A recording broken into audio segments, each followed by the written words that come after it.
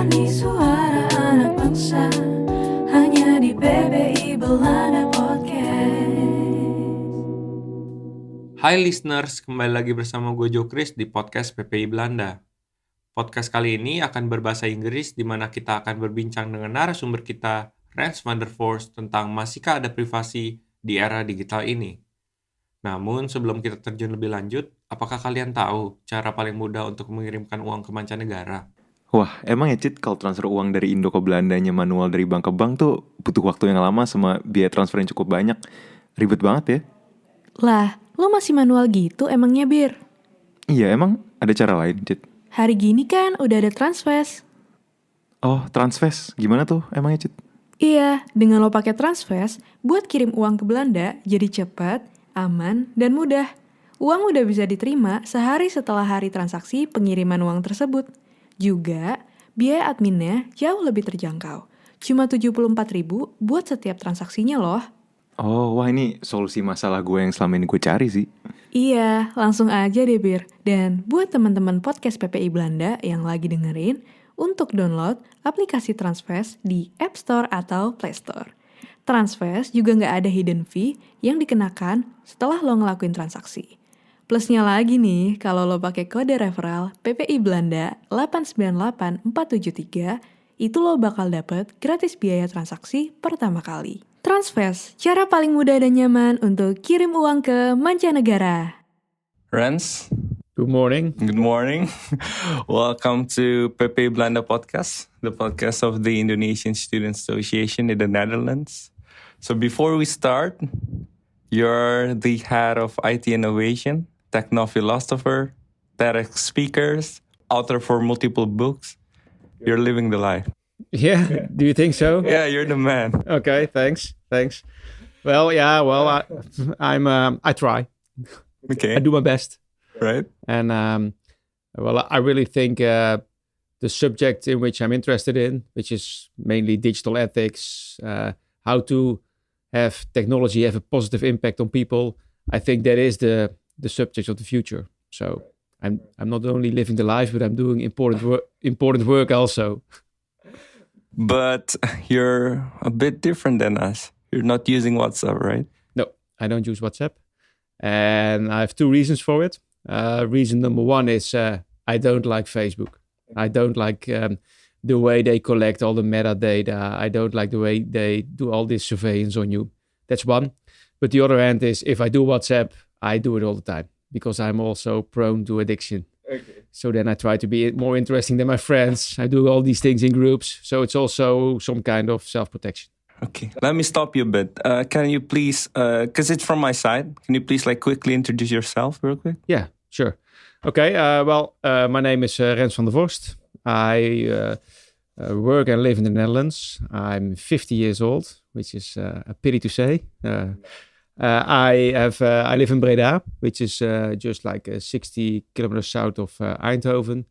And I work at Fontes for 20 years now. I started as an IT director and responsible for infrastructure and stuff like that. But slowly I moved to more experiments, innovation, and then I moved to digital ethics. And I do all kinds of things surrounding digital ethics. I teach, but I also do research. I create all kinds of tools, and I write books on the topic. And all those books are meant to be funny, because they are in Dutch, but they are meant to be really funny, but also a little bit confronting. So they are designed to make you think. That's the idea. Yeah. And personally, I'm a big soccer fan. Yeah. Which team? My own team, my home team, which is NAC. It's from Breda. It plays one level lower than the highest level in the Netherlands. And that's it. I like to do local. I'm a local soccer fan. Yeah. Right. You gotta support your local team. Right, yes. I also, last week, watched your TedX video about the hotel handdoek. Yeah, the towel balance. The towel balance. Yeah. Well, it's like I do a lot of speaking on conferences and stuff like that. Yeah. But I also like to do the TEDx talks because they force you to upgrade yourself as a speaker. That's fun.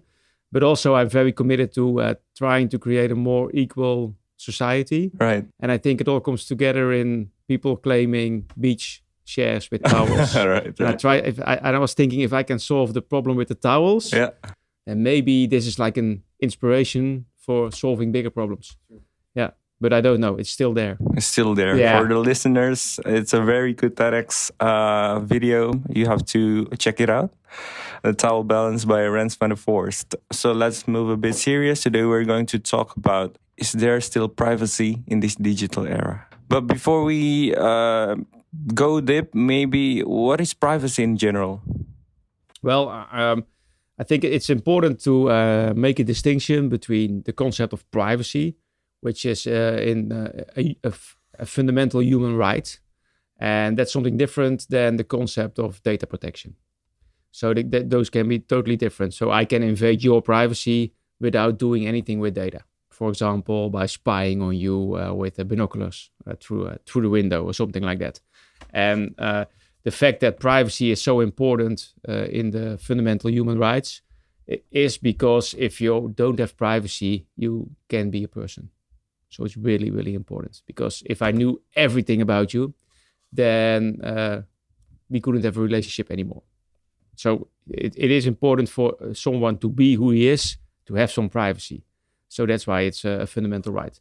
So that's really important to remember. So I think privacy is a really, really important concept for people to develop themselves, to live happy lives. And we should be really careful with it. And maybe it's also important because almost everything is becoming data. Like we're creating data now. We're not having just a conversation, but it's also being digitalized. And because everything is becoming data, like we used to have a conversation, but now it's WhatsApp data and stuff like that. So privacy and data protection are getting closer and closer and closer. So when you think about data protection, you're almost always also thinking about privacy. So that's a really important concept, I think. Right. And as you mentioned, we're creating this podcast. We're also making data, right? And we're in this building. There's like security cameras all over the place. Our phone is on the table. I'm using a smartwatch. Everything collecting data. So how bad it is? Yeah, I think it's pretty bad. Because, I read if you are a Londoner, you will be caught on tape like 300 times a day.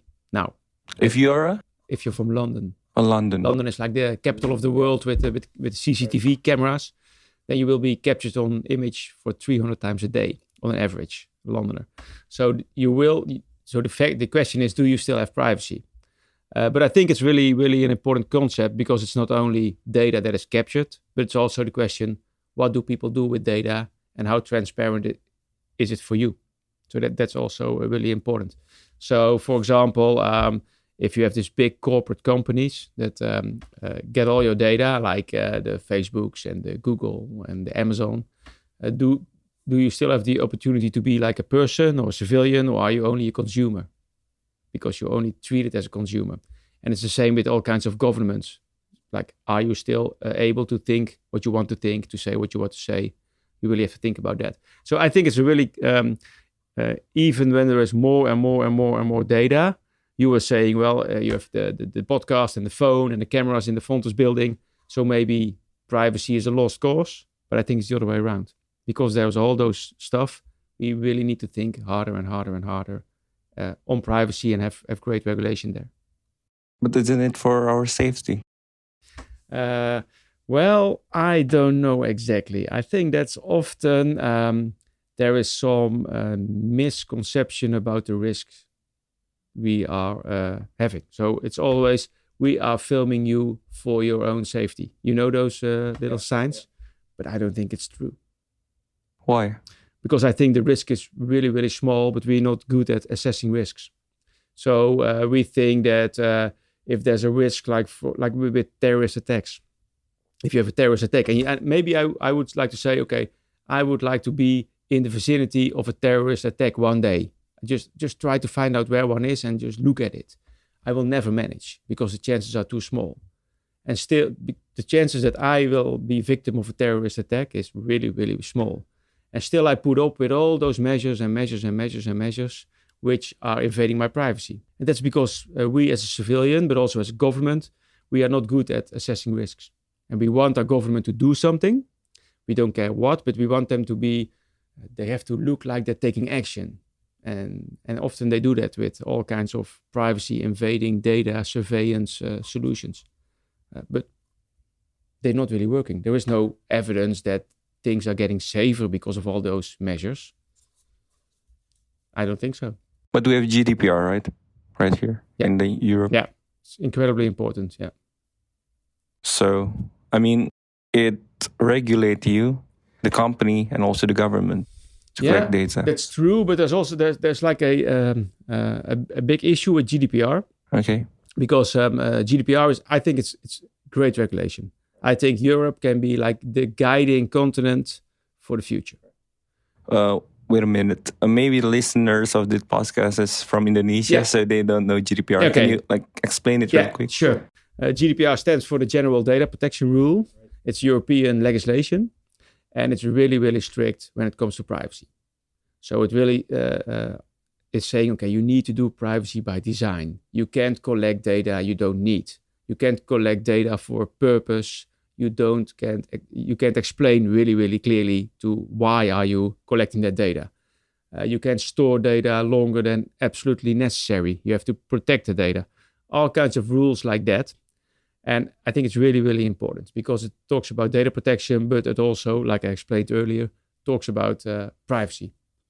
The important aspect is the General Data Protection Rule, the GDPR, is only for companies and organizations. All right. So it's not for individual citizens. So if you are going to install like an app and you are agreeing to all the terms, you can just do that. Just like you have the right to have children or another fundamental right. So there is some problem, but I think the idea of the GDPR and the morality behind it is incredibly important. And I also predict that in Europe there will be, in the next 10 years, way stricter measures against like American tech companies. Right. Yeah. So we are going to say, okay, you need to have like a European version of Facebook or WhatsApp to be able to function here on our continent, or like a European version of Amazon. You can't keep on collecting data from our users without asking them. Right. Yeah. And it's interesting because you mentioned agreeing with terms and conditions of an application that you download. So how do you know if like an application respects your privacy or not? Shall we just read all the terms? No, you can't read it. I think I was really inspired by a Dutch artist because I always like to look at artists because they can show us the future of technology. So people that do art and technology together are always inspiring. And there's a Dutch artist, he's a privacy artist. And he's called Timon. Oh, sorry. No problem. Banksy? No, it's not Banksy. No. But Banksy is great because Banksy once said that invisibility is a superpower. Right. So why give away all your data? Why tell everyone who you are, while invisibility is a superpower?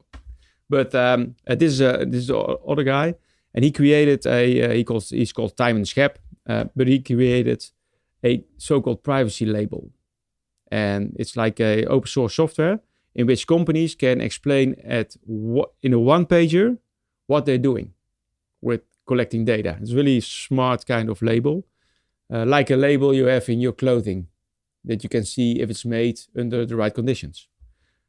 If you look at a terms and agreement, you need sometimes to read 6,000 words. But you can't read them because it's all legalese.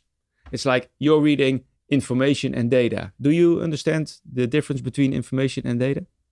Or content? Those are all like container kind of terms you can't really understand. So even if you read everything, it's still really complex to understand. Because, for example, WhatsApp will never look at your content, at what you're saying in your data. They can't do it, it's encrypted.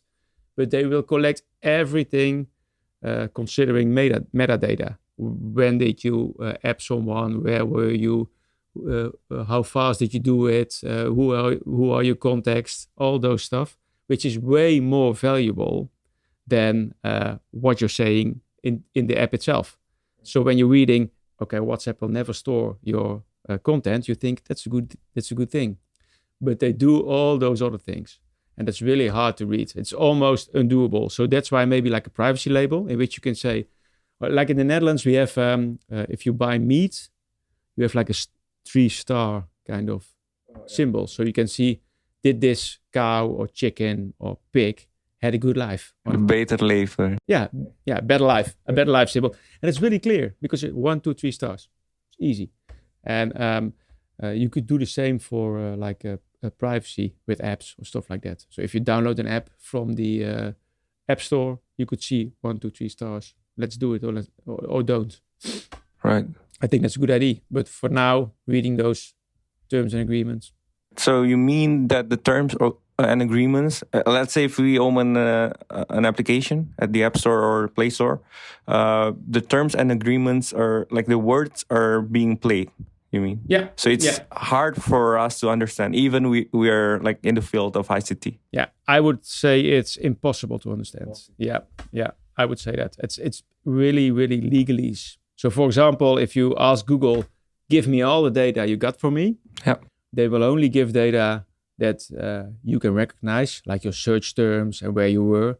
But the real metadata they collect about you, you will never see. And somewhere in those terms and agreements, you have agreed to have them collected. True. Yeah. Sure. So I don't think that's going to work. And that's something we really have to think about. And you're suggesting that there's like this independent department or organization who label each application whether it has a good privacy or bad privacy. Yeah, and that's something that can really, really work, because then, and I predict that privacy will become a selling point. So if you have great regulation, then you get innovation. Right. Often people think about, okay, regulation tempers innovation, but that's not true. If you have great regulation and you're really smart about it, then you can create innovation. So I predict you will see all kinds of companies that will say, privacy is really important. We're going to build a social media network that is with privacy. You mentioned privacy is a good selling point, but the reality is there's a lot of Gmail users compared to Proton Mail. Yeah, that's true, because the big problem here, and I totally agree with you. I don't say that it's going to be easy, right? I'm trying to be optimistic, but the real big problem is humans, we have the 7 deadly sins. You know them? Yeah. And designers, there's this great book. It says, okay, if you want to design an app, you have to use the 7 deadly sins of humans. And one of those sins is sloth. We are lazy. If things are easy, we're going to do them. And those designers of these great companies, they created really, really, really easy kind of software. Like Gmail, it's incredibly easy. It's way more easy than ProtonMail, for example. If you are agreeing to your terms and agreements, when are you doing that? At the final moment. So now I want to download the app. I've already said, okay, this is my name and this is my, and now I want to download. And the only thing I have to do is click that little check the box. And if you don't click it, you cannot use it. No, but they are presenting it to you at just the moment before you are going to buy. And then you have already filled in all kinds of other information. They will never say, okay, first let's look at the privacy regulations, at the terms and agreements in a simple way. And then if you like them, then you can leave us your name and buy this app or download this, buy this thing from the web shop, whatever. No, that's always totally at the end. Check the box. Because then you have already said, okay, I want to buy that clothes and this is all my data, it's all my information. And then you have to check it. So they're collecting it before we agree. Yeah, they're not collecting it because it's not stored yet, I guess. Okay. But they know if you have already filled out all that information and done all that kind of effort, put in all that effort, then you are going to check the box because now you're at the moment of buying. They won't do it at the beginning because maybe then you would say, maybe I should check a different web shop. So there can be really easy regulation, like first you need to present in a simple way the privacy aspects of this web shop or app or whatever. And next you can ask people to fill out the data instead of the other way around. But the great designers of those great companies, because you have to think like Facebook has 300 psychologists thinking about design, because they only have like one app for 2 billion users. So they really think about everything. And those are really thinking about the 7 deadly sins. How, like pride and sloth and stuff like that, to make you, to seduce you to not think about privacy. I've never think about that. Yeah. Thanks for mentioning. Mm-hmm. And how are you dealing with your privacy? Well, as an individual? For me, it's also a struggle, of course. Okay. Yeah, that's because how am I doing this? I used to have like a Nokia old-fashioned little phone. Flip phone. Yeah, it wasn't a flip phone. I wouldn't really like the flip phone. It was like even older, where you could play Snake on it. The old Nokia, the really old Nokia. I used to have that one. It was great because like a battery lifetime of maybe 5 days. Perfect.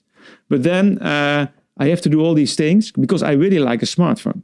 I don't like the addictive apps on a smartphone, but the simplicity of a smartphone is of course great. So then I went on a holiday to the United States and I did things like that. And for everything I needed apps to book the train, to book the flights, to go to the things like the amusement parks. Almost every time you need an app to create things. Now it's Corona. I went to a field lab. You know what a field lab is? No. A field lab is like a controlled experiment where you go to a concert, but you have to prove that you are negative Corona-wise. Oh, okay. So I went there on Sunday, and you need an app for this. You need to be tested. You need an app for that. You need an app to show your ticket. So how am I going to function as a person without a smartphone? That's a problem. Because then I have to print all things, but sometimes it's not even more possible to print it. So people are forcing me to have a smartphone. Okay, I don't really care about those apps, because those apps are often really regulated because of GDPR. It's European apps. They're really, really strict. At this moment, our Corona tracing app in the Netherlands has been killed because there are some problems with privacy. But the smartphone itself, it's not regulated. And I'm a wealthy guy. I make a lot of money at Vorst University. So I buy an iPhone, which is pretty privacy savvy. But if I don't have the money, I have to buy an Android. And an Android is like giving away all my privacy at once. So that's also something that's important, that you have to pay for your privacy today. So I'm trying to think about all these things. What am I doing there? But I'm also buying things through a web shop sometimes. I'm just a person, so it's really hard. It's a struggle. And I'm also on LinkedIn. You could find me. You could find my TED Talks. I'm also trying to put my message out there. And how can I put my message out there without using the same platforms like YouTube and like LinkedIn? But yeah, well, it's making choices. I don't use Facebook. I don't use Instagram or WhatsApp or Twitter. But I do use LinkedIn, because I think LinkedIn is more like a little bit more white label kind of environment. But it's not great, of course. If we see you like 5 years from now, are you going to do the same thing? Or maybe you're trying to build, for example, do you know Light Phone? Yeah, of course. Are you going to use that for well, your daily life? I've pre-ordered it. Yeah, but it's hard because they are really always out of stock. Okay. So I really like Light Phone. It's a great solution. And I really would like to have like the credit card version of the Light Phone in my pocket. But for now, I have 2 SIMs. So when I go well, now it's Corona, of course, but when I go with my friends to the soccer game or to the bars or the pubs or whatever, I always take my small phone. I don't take my iPhone, because I like to feel that nobody knows where I am. That's a nice feeling. But you take a phone because if there's like an issue where I'm going to be really, really, I said I would be home at 6, but I'm going to be home at 3 o'clock at night. That is nice for my wife to know where I am. Right. So that's it. So I do like the idea of the phone, but not the privacy aspect of it. And I hope in 5 years we have better architectures. So for now, you were talking about Gmail and ProtonMail. And if I use ProtonMail and you use Gmail, then I can send you a mail, right? And you can read it and you can send one back to me. Yeah. And I'm using this really secure architecture, and you're giving your life to the devil with Gmail. But if you use WhatsApp and I'm using Signal or Telegram, we can have a conversation. True. And if I'm using like LinkedIn and I want to do something with you on Facebook, we can't have that. So those architectures are closed by design. And I think if architectures are becoming more open, so you can have like messaging apps or social media apps with more platforms connected, then you can make your own choices. Then you can say, okay, I like to pay for a more secure architecture and still be part of the game. Instead of, if I want to be part of this community with my friends, I need to sell everything to give away all my data. So that would be also very great. And in 5 years, I hope that we have to pay for our apps. Like if you had to pay for WhatsApp, even if it was like 15 euros a year or something like that, I think you would ask better questions to WhatsApp. You make like a cost and benefit kind of analysis, and you would say, okay, WhatsApp, I want better privacy because I'm paying for this. And now it's just free. And if it's free, well, if suppose you are in a city and you get a free ice cream and you don't like the ice cream, then you wouldn't go back to complain, right? You say, okay, well, it was free. It's a pity. If you would have to pay for it, you would go back. So if we have to pay for our apps, we will ask better things from our apps. But not everyone thinks the same way. No. I mean, I have friends, although they have watched like Social Dilemma or read this kind of stuff, because I think the quote-unquote privacy is getting more, like people becoming more aware of it nowadays, like in these past months because of the documentaries, the books, and etc. But they just say, oh, I don't have anything to hide. I'm not, let's say, quote-unquote bad person or something like that. So Yeah. I don't really, I mean, it's okay if they track me, or I don't really care about it. What's your opinion on that? Well, first of all, I recognize immediately what you're saying. Yeah. I have a few things I've thought about that. I have a few things to say about it. First of all, privacy, data protection, they have all your data. It's like an abstract concept. That's hard, because if it's an abstract concept, how can you make people feel the urgency? So I think we can learn a lot from the climate discussion, because the climate discussion is also like a more or less abstract concept. Like if I drive a really big car, then I don't feel it immediately with my climate or something like that.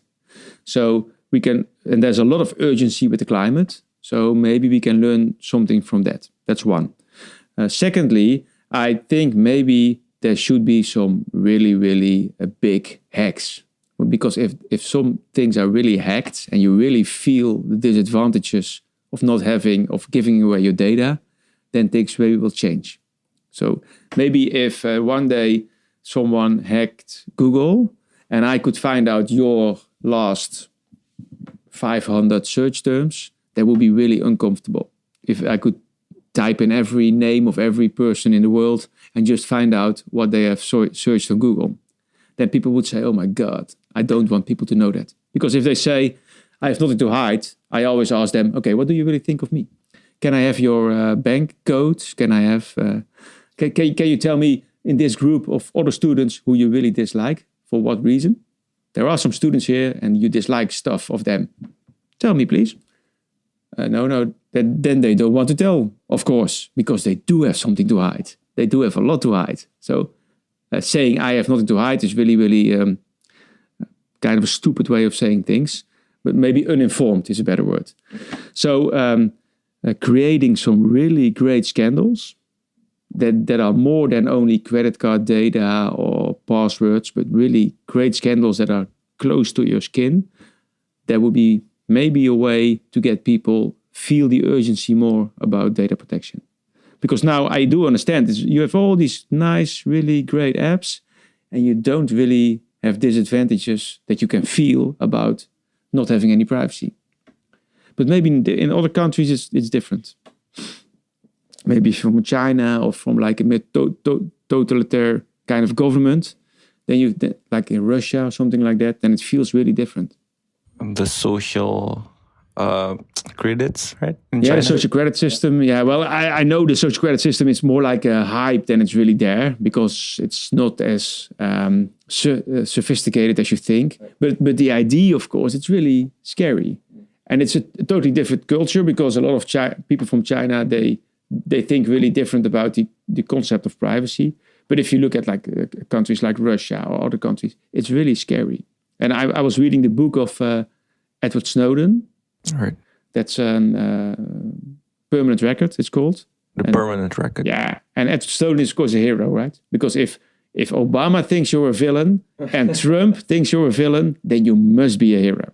And then you see there the great thing that the difference between a state of a government that is serving its civilians or that's controlling it. It's totally different. And that's something you really have to think about. So privacy is like a corporate issue. We talked about a corporate issue, like all those companies that are looking at you as a consumer, but it's also a government issue. And those are connected because we give all the data to Facebook and to Amazon and Twitter and Google and Apple. And at the back of the systems, the government is getting all that data from those companies in their own systems. So we're feeding two systems. We're feeding the corporate system and the government system. Yeah. And that can be depressive sometimes. True. I mean, we're just two person talking here, and I'm still thinking, how are we going to fight this? Well, I think there are a lot of things to be optimistic about. Right. Because and there are a lot of things to be pessimistic about. Right. Pessimistic maybe is all the technology that's coming. It's the Internet of Things. It's having smart fridges. Everything's going to be smart. Cameras everywhere. So technology is really raging on. That's a problem because technology is always faster than regulation. So it's like the tale from Mary Shelley, Frankenstein. Yeah. It's a cautionary tale about technology outrunning moral and legal implications. But the optimistic part is, I guess, that we are talking here, that we are aware of it. Yeah. Like 10 years ago, we thought that companies like Google and Facebook, they were like a gift from God to humanity. Free social media, connecting people, free browsing through all information in the world, no longer there. We now know, okay, there was something wrong with these companies. They are not good or bad, but we do have to regulate them. So the GDPR, the thinking about regulation, the smart, innovative companies like AdBlocker, they are really killing the ad kind of model from those companies. But also things like blockchain, where you can build peer-to-peer networks that are privacy by design or privacy friendly. You can build like Uber or social media or Airbnb, but without Uber, without Airbnb, and without Facebook. You can do that in the future. We are creating the building blocks for that. So that's something to be, I think, more optimistic about. So I'm trying to be optimistic there. So let's say, you say it in the future, right? Mm-hmm. In what year can we see that?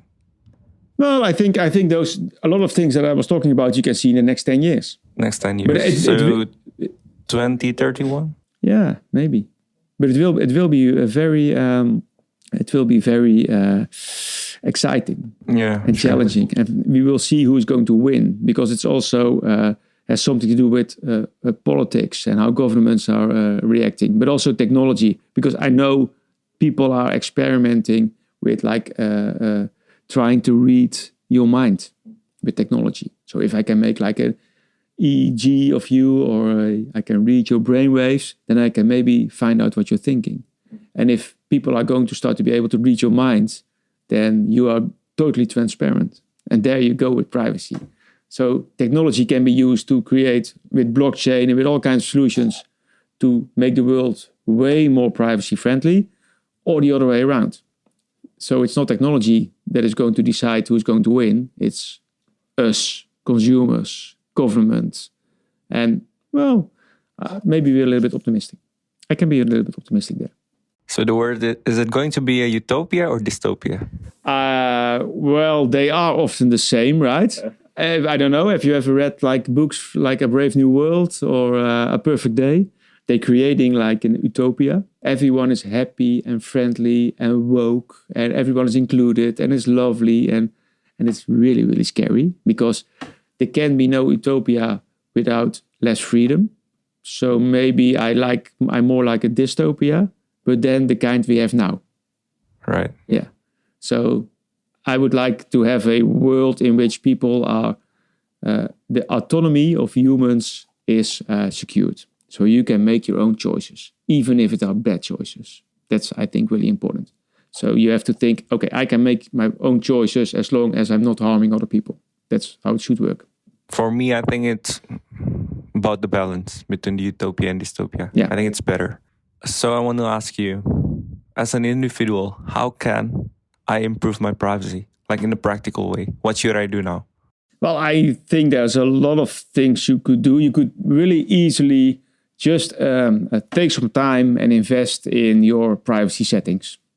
You know, we talked about earlier that all privacy settings, people are lazy. So all privacy settings for you are in your disadvantage. So just try to find out, like, just for an hour, what kind of apps do I have? What are my privacy settings? Because almost every company, because of regulation, needs to have like a privacy-friendly option. Only you have to search for it. So you can do that. So that's just taking 2 hours, sit down with your phone and with your laptop and just do that. That's easy. Secondly, you can really look at everything you installed and your apps and stuff like that, and really think about, do I really need these? So what is this app doing? So like I have like a flashlight app on my phone, but the flashlight app has access to my contacts. So why does a flashlight app need access to my contacts? So you can look at that. So what are the installation of the app and what can it do? But you could also really read into it. Read up to all things around privacy. Find some books there that are really inspiring. I know some really good Dutch books, but maybe that doesn't work for you. But there are... Is it your books? No, it's not my books. Okay. No, it's like... but you can read the book of Edward Snowden, Permanent Record, because he really... It's like an exciting book, but he also really explains why it's so important to have privacy. And he doesn't come from the privacy world. Read books about how the internet was thought out and what it became. So it was thought out like a peer-to-peer network with millions of small nodes, and it became a network with 6 big stars. So how can we get back to that? So you can think about that. So have a better conversation. And just talk about it with your friends. What do you think about it? Stuff like that. Watch The Social Dilemma, but you already did that. But a lot of people can still watch that series. Watch the Netflix series about the Cambridge Analytics scandal. Just try to find out what's happening there. Right. I'm currently listening to a podcast called Privacy, Security and OSINT, if you know. It's from Michael Basil. From Bellingcat maybe? No, Michael Basil. Okay. But because OSINT is the idea by Bellingcat, right? The open source investigation. Yeah. No, well, I didn't know that, but also good. So be informed and then think about what you can do for yourself and maybe use Signal with your friends. Don't use WhatsApp. I've tried it and I don't have any contacts on Signal. No, but that's it. It's like the network effect, right? Yeah. So if everyone is somewhere, then it becomes more valuable. So more people go there and then there's only a winner takes all. It's like part of the architecture. But maybe you can change it because if a lot of people go to Signal, then that changes. Yesterday, there was this big FBI kind of court case with Signal because they had to hand over all kinds of data. And they really said, okay, yeah, we can do it because we don't store that data. They could prove it. So they really don't. So why don't we use Signal? It's a good question, right? Yeah. So maybe, well, you are doing a podcast for Indonesian students. Start using Signal with your Indonesian students. You can do 2 apps. That's no problem. So let's start. And there are some, I've tried with my family. Yeah.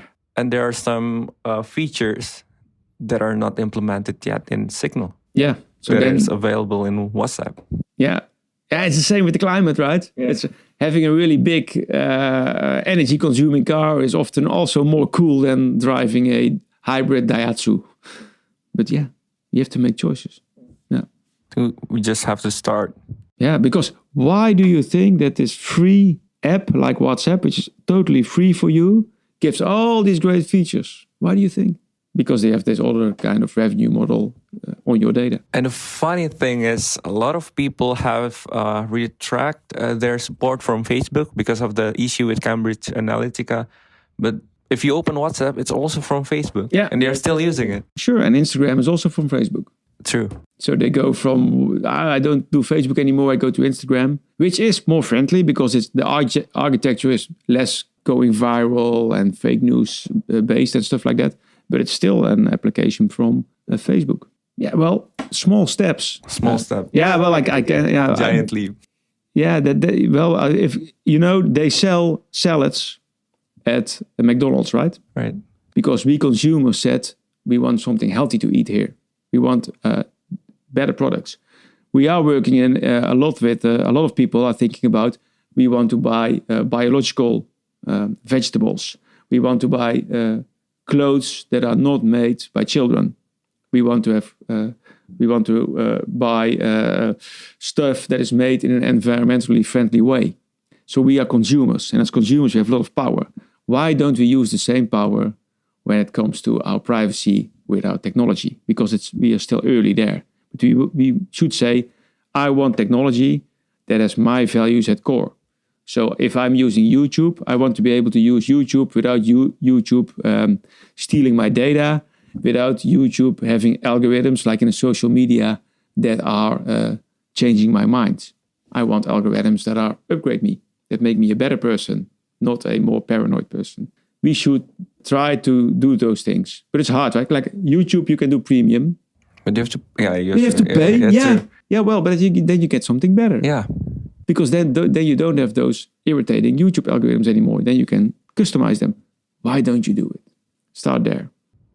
Yeah, I want to discuss more, but we have to keep it like from 30 to 45 minutes. Okay, sure. So shall we play fire questions? So I'm going to mention a verb, for example, chatting or emailing, and you have to mention an application or a way of your choice. I have 6 questions. So first one. Oh my God, yeah, hopefully I know, because I'm not a technological person, Okay, here we go, try.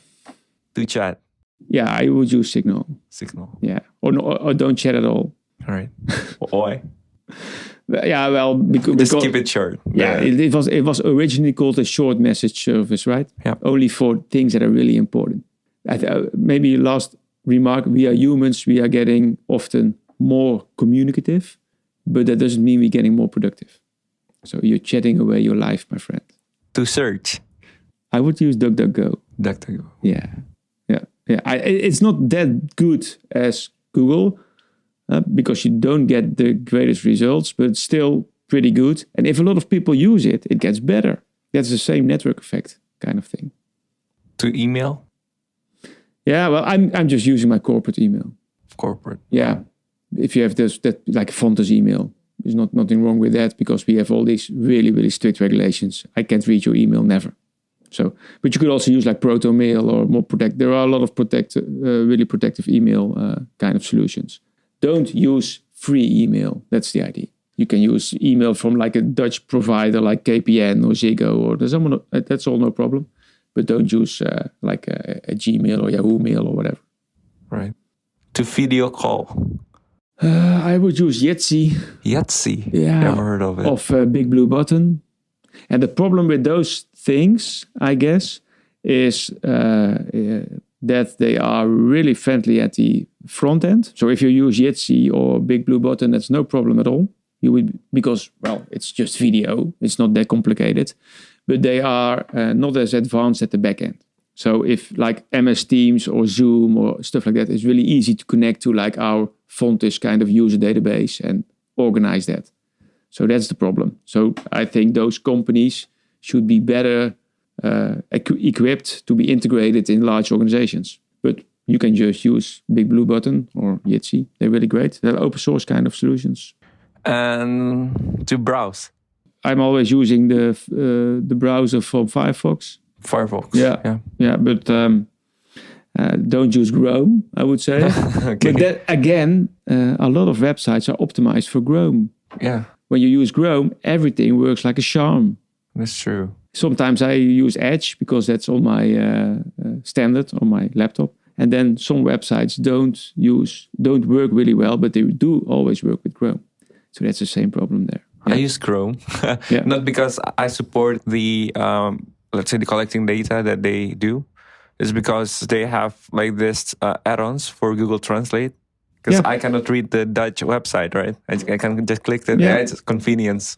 Yeah, that's Okay. true, and they really good at what they do. That's why it's a shame. They made such a lot of money. They're so good at what they do. They could be so much better for humanity. True. And to navigate, that one is interesting. Yeah, well, I'm just using my the built-in version at my iPhone, the Apple Cards. Apple cards. Yeah, that's just Apple Maps. Apple Maps. I think, it's called Kaarten. That's Dutch on my phone. And I always use that one. I never use the Google version. So I don't know if it's a good solution. I like to just try to find out myself the way, because it's good for you, for your spatial. It's also good to be in a city you don't know and just walk around. And then you will always reach places you would never think about. So, but I use the standard Apple version. I don't know exactly. I've never really delved into the privacy aspects of all those different kind of cards. But I think this is a great example of companies that can enter the market because they have this privacy-friendly proposition. We can give you navigation without tracking you. Right.